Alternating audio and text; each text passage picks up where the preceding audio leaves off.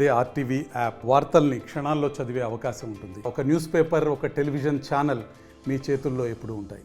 నమస్తే, welcome to RTV.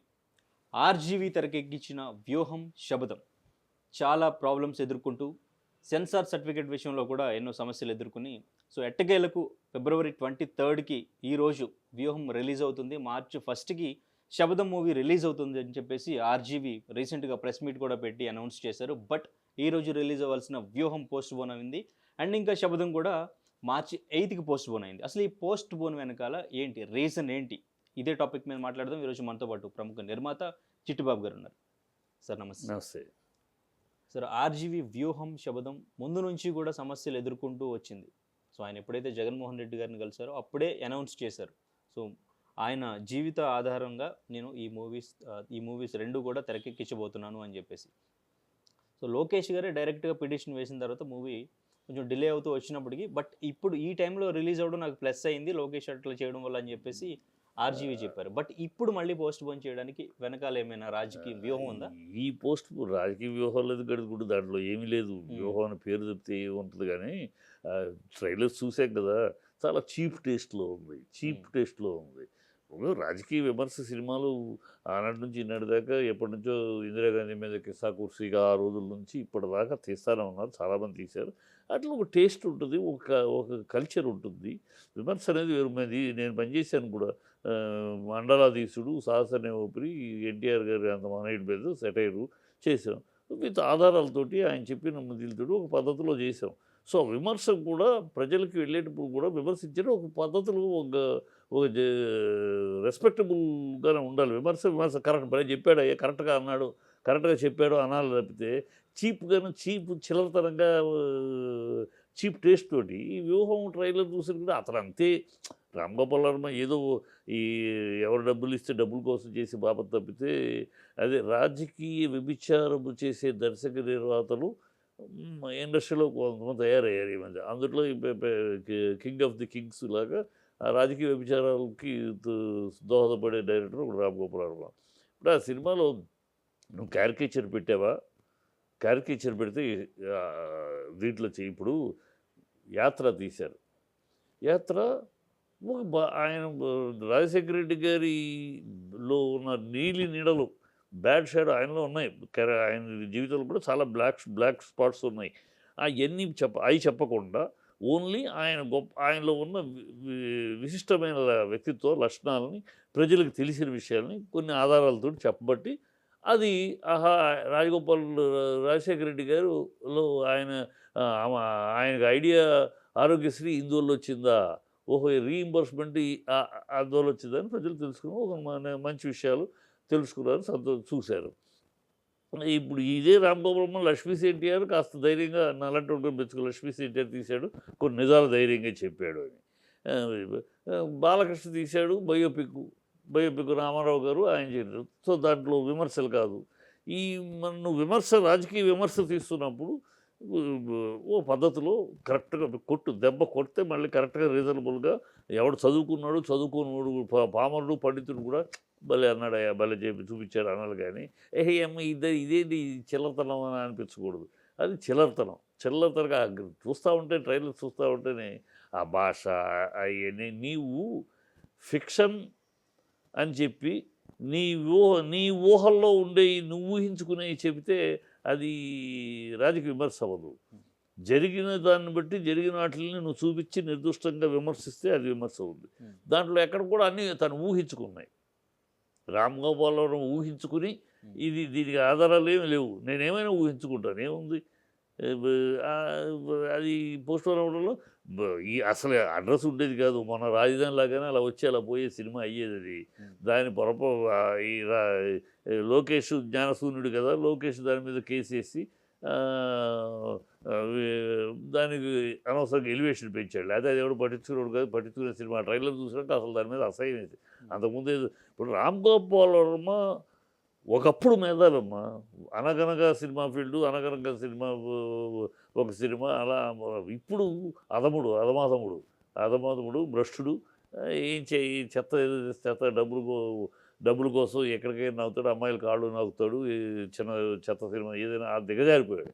So అతను ఏదో గొప్పగా తెస్తాడని ఆశించడం కూడా కాదు. అంత రాజకీయ పరిజ్ఞానం ఉన్న పక్కన కాకా పొజిషన్ ఉంది కనుక, పేరు ఉంది కనుక పేరును వాడుకున్నారు డబ్బులు కాకపోతే అంత రాజకీయ పరిజ్ఞానము, రాజకీయ విశ్లేషణ ఉందంటే కాశ్మీర్ ఫైల్స్ తీశారు.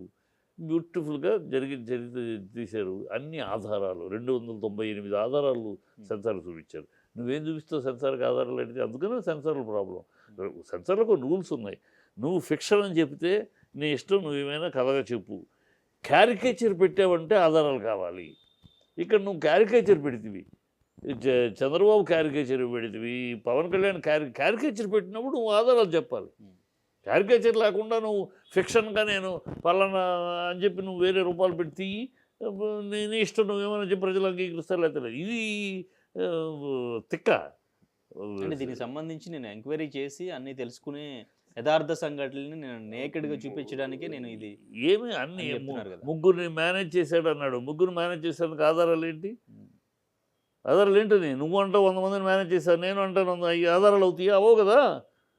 చంద్రబాబు ముగ్గురిని మేనేజ్ చేసి మాట్లాడిన ఫోన్ కాల్ కానీ లేకపోతే మీటింగ్ పాయింట్లు కానీ ఏమైనా ఉన్నాయా ఎవిడెన్సులు? ఊళ్ళకి గాలిమంటల ఆధారాలు ఉన్నాయి, అత్యంతగా ఆధారాలు ఏమున్నాయి? తను చెప్పుకుని ఉంటాడు కలిసినప్పుడు, ఇది చెప్పుంటాడు ఎవరు జగను. అవి పెట్టుకుని భజన సినిమాలాగా తిట్టడం. చంద్రబాబు తిట్టడం వల్ల బాధ అని కాదు, నేను చంద్రబాబు తిడితే సంతోషమే, కానీ కరెక్ట్గా తిట్టడం, కరెక్ట్గా విమర్శించమని. చిల్లరతనంగాను రోడ్ సైడ్ ఈ ప్లాట్ఫామ్ వీడియోలు వస్తాయి చూడు, ఆ ప్లాట్ఫామ్ వీడియోలాగా ఉన్నాయి. ప్లాట్ఫామ్ సైడ్ వీడియోలో వచ్చే తమిళ పెట్టి వస్తాయి, అలా ఉందో తప్పితే ఒక పద్ధతిగా ఒక సినిమాని. అందుకని రాజకీయ వ్యభిచారం అన్న. ఇప్పుడు రాజధాని తీశారు, రాజధానిలోనేమో విజ్ఞాన లోపం. అందుకని వచ్చింది వాళ్ళు ఎవరు ఏమిటి ఆ సినిమా అంటే రాజధానిని అంటే, అందుకని వీళ్ళు రాజకీయ వ్యభిచారులు అందరూ. వీళ్ళు సీజన్ బట్టి వ్యభిచారం చేస్తూ ఉంటారు. వ్యభిచారాలు దాంట్లో ఎవరు తప్పు? మోసపోయారా, మోసగించబడ్డారా? చెప్పేవారు నువ్వు ధైర్యం ఉంటే సినిమా వాడు సినిమా తీస్తే మనం అది చెప్పాలి. మోసపోయారా, మోసగించబడ్డారు రైతులు? 66 లక్షల గ్రామాల్లో 33 గ్రామాలు మొత్తం కాదు కదా, 33 గ్రామాలు జరిగేది నష్టం. రైతులను ఎవరు మోసగించారు? ఎవరి చేత మోసగించబడ్డారు? ఎవరు చెప్పిన భ్రమలో పడి వాళ్ళు చెప్పిన మాటల్లో సింగపూర్ సిటీ వస్తుంది, అక్కడ మీకు ఎకరం 10 కోట్లు అవుతుందని చెప్పిన సన్నాసులు ఎవరు? అలా భ్రమ కల్పించిన వెధవలు ఎవరు? దానివల్ల మోసపోయారు రైతులు. మాకేదో ఆస్తులు వస్తాయి, ఏం చెప్పగలిగావా? ఏమి చెప్పకుండా ఏదో సోది చెప్పి చివరిలో ప్రశాంత్ కిషోర్ విలన్ లాగా అంత అర్ధజ్ఞానము అజ్ఞానంతో తీసి సినిమాలు అందుకని వచ్చింది కూడా పోయేది. ఇలాంటి సినిమాలు తీస్తే దమ్ము ధైర్యం ఉంటే నిర్దుష్టంగా, లేదు యాత్రలాగా బయోపిక్ చెయ్యి.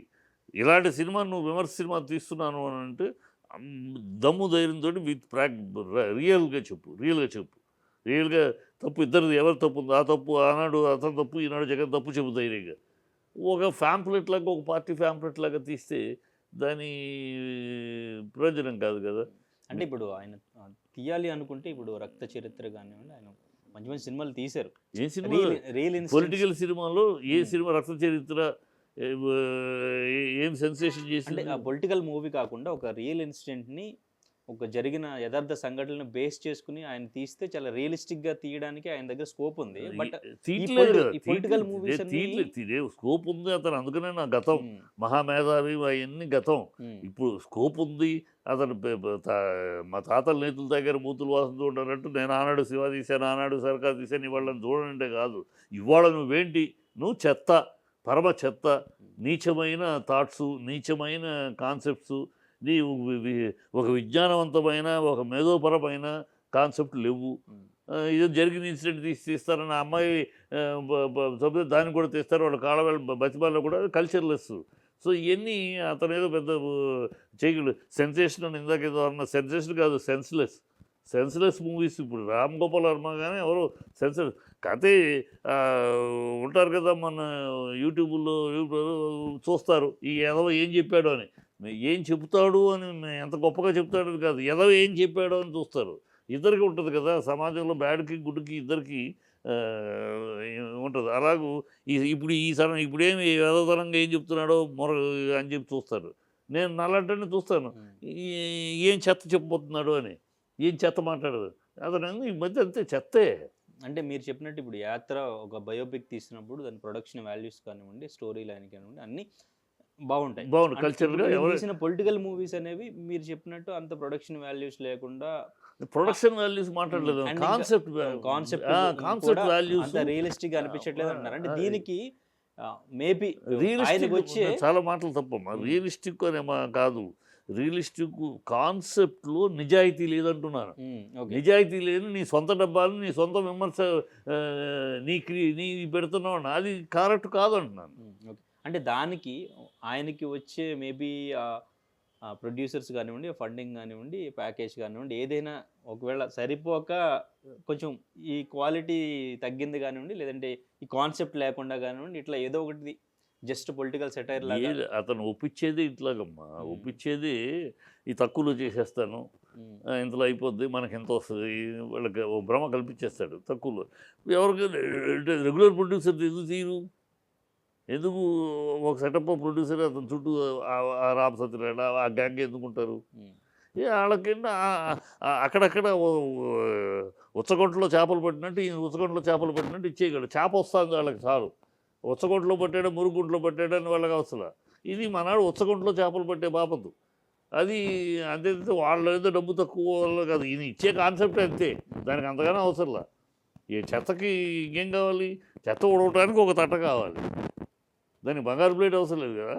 అది దీంట్లో ఎక్కడ కూడా అంటే నేను కాన్సెప్ట్ చూస్తున్నప్పుడు చూసాం, రాజధాని మిగతా సినిమాలు వస్తున్నాయి కదా, ఒకటి మనమే కాదు, రామ్గోపాల్ కదా, మిగతా దేశంలో చాలామంది వాళ్ళు 370 ఆర్టికల్ వస్తారు. దాని ట్రైలర్ చూసాం. ట్రైలరు అసెంబ్లీ పార్లమెంట్లో మోడీ మాట్లాడిన ప్రసంగం, మోడీ అంటే అమిత్ షా మాట్లాడిన ప్రకాశం బల్ల గుద్ది మాట్లాడాడు. ఆ హిస్టారికల్ ఎవిడెన్స్, ఆ ఎవిడెన్స్ పెట్టి తీస్తున్నారు. అది చూస్తుంటే ఎమోషన్ మనకంటే చాలా రోజులు అయిపోయింది, 4 ఏళ్ళు అయింది, కానీ ఆ క్యారీ ఇవాళ కాశ్మీరు 370 ఆర్టికల్ వల్ల ఎంత మార్పు వచ్చింది, ఇవాళ మార్పు వచ్చింది. ఆ మార్పుకి ఈ బ్యాక్గ్రౌండ్ ఇది, ఈ హిస్టారికల్ ఎవిడెన్స్ తోటి ఆ షాటు సీన్ గెటప్ వేసి తీశారు. సో క్యారికేచర్ పెట్టారు అక్కడ. క్యారికేచర్ పెట్టినప్పుడు హిస్టారికల్ ఎవిడెన్స్ ఓకే ఉండాలి. నీ ఇష్టం వచ్చాడు క్యారికేచర్ పెడతాను, నా ఇష్టం వచ్చాడు నేను ఊహాజనితమైన దరిద్రపు కమెంట్లు చేస్తారంటే కాదు కదా, అది కరెక్ట్ కాదు. అది అంటే అది ఇంటలెక్చువల్ లైన్ కాదంటున్నాను, అది చిల్లర లైన్. చిరంజీవి గారి క్యారెక్టర్ అండ్ ఇంకా పవన్ కళ్యాణ్ గారి క్యారెక్టర్ వీళ్ళ సంభాషణ గురించి ఏం జరిగింది? చిరంజీవిను పవన్ కళ్యాణ్ మాట్లాడిన సంభాషణ నీకు తెలుసా? నువ్వు ఉన్నావు అక్కడ, నీ ఊహించుకున్నావు. చిరంజీవి ఇలా చెప్పాడు నువ్వు ఊహించుకుంటావు, చెప్పుంటాడు, నువ్వు లేవు కదా. సో ఆల్ దిస్ చూడటానికి ఏంటో కామెడీగాను చిల్లరతరంగా ఉంది.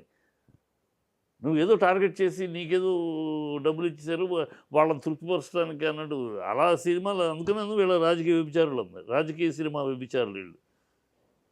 సినిమా అంటే ఇది కాదు, రాజకీయ సినిమా తీస్తారంటే మీరు చాలా మేము తీసాం, మేము పనిచేసాం. అంటే ఇప్పుడు పోస్ట్ పోన్ చేయడానికి అంటే ఎలక్షన్ షెడ్యూల్ దగ్గరకు వస్తున్నప్పుడు రిలీజ్ చేస్తే ఏమైనా అలా కాదు, అందుకే టెక్నికల్గా చాలా కట్స్ చెప్పుంటారమ్మా, చాలా కట్స్ ఉంటాయి. అవన్నీ ఆ కట్స్ అన్నీ వాళ్ళు ఉన్న పద్ధతిలో మళ్ళీ చేసి రీమిక్స్ చేసి డబ్బింగ్లు చెప్పించి ఆల్ దోస్ థింగ్స్ ఉంటాయి కదా. మన ఇష్టం చెప్పినట్టు వెళ్ళిపోవటానికి లేదు. వాళ్ళ అందులో చూస్తే చాలా కట్స్ ఇచ్చుంటారు, ఆడియో కట్స్ ఇచ్చుంటారు, విజువల్ కట్స్ ఇచ్చుంటారు చాలా. అవన్నీ డబ్బింగ్ చేయించాలి, డబ్బింగ్ చేయించి రీమిక్స్ చేయాలి. ఒక డైలాగు సెన్సార్లో ఒక డైలాగ్ కట్ అన్నారంటే అది ఒకటి మ్యూట్ చేసేస్తే నో ప్రాబ్లం, మ్యూట్ కాదు దాని రీప్లేస్మెంట్ పెట్టాలనుకుంటే ఆ డబ్బింగ్ చెప్పను, మళ్ళీ రీమిక్స్ చేయను. అది ఏదో ఒక లెబోరియస్ పని, జాబ్. అనుకున్న థియేటర్లు మాకు దొరకవు చేసాం అని చెప్పేసి ఆయన థియేటర్లు కూడా దొరకాలి, థియేటర్లు సరైన థియేటర్లు దొరకాలి. ఇప్పుడు శబదం 8వ తారీఖు అన్నాడు, అంటే తనే ఒక వారం మించి సినిమా లేదు అని చెప్పినట్టే. ఒక వారం మించి వ్యూహం లేదు, వారంలోపు లేపేస్తారు. అదే థియేటర్లో మళ్ళీ శబదం అంటే ఒక వారం సినిమా అని తనే చెప్తున్నాడు. అదేం యాక్చువల్ మీడియా ఏదో దాని గురించి ఆలోచిస్తుంది. అతను అయిపోయింది, చేసాడు, డబ్బులు దొబ్బేశాడు, అలాగా చేసి విడిచి ఒక వారం cinema, 1 week cinema, 1 week cinema అని అదొక 1 వీక్ సినిమా, ఇదొక 1 వీక్ సినిమా. తనే వారం. అదే కాన్ఫిడెన్స్ ఉంటే ఇది మార్చ్ 1 అయితే ఇది April 1 అనేవాడు శబదం కదా. తనకే కాన్ఫిడెన్స్ 1 వీక్ సినిమా కనుక ఇది ఒకటి, అది 8వ తారీఖు. సో ఈ ఎలక్షన్స్ కి 1% కూడా ఈ మూవీస్ వల్ల చిచి ఉపయోగం చిచి ఉండదా? చిచి చిచి వీటిని చూసి ఓట్లేసే రోజులు పోయినాయమ్మా. సినిమాలు చూసి ఓట్లేసే రోజు ఎవడికాడు ఫిక్స్డ్లో ఉన్నాడు. ఎవడికాడు ఈ సినిమాను చూసి అభిప్రాయం మార్చుకునే స్థాయిలో ఇవాళ ఆడియన్స్ లేరు. ఎందుకంటే ఈ రాజకీయ చరిత్ర అంతా కూడా ఇవాళ వైట్ పేపర్గా ప్రజలందరికీ తెలుసు, ఓపెన్గా ఉంది, సీక్రెట్లుగా. సో ఏమిటి ఎవరేంటి ఇవన్నీ ఈ రామ్ గోపాల్ వర్మ చేసే సినిమాను చూసి అభిప్రాయాలు మార్చుకునే ఓటర్లు లేదు. ఇదంతా వాళ్ళు అనుకుంటే కామెడీ పీసులు అయ్యి. Okay right sir, thank you sir, thank you so much. మరిన్ని వీడియోస్ కోసం ఛానల్ ని సబ్స్క్రైబ్ చేయండి, లేటెస్ట్ అప్డేట్స్ కోసం వాట్సాప్ ఛానల్ ని ఫాలో చేయండి అండ్ లింక్ డిస్క్రిప్షన్ లో ఉంది.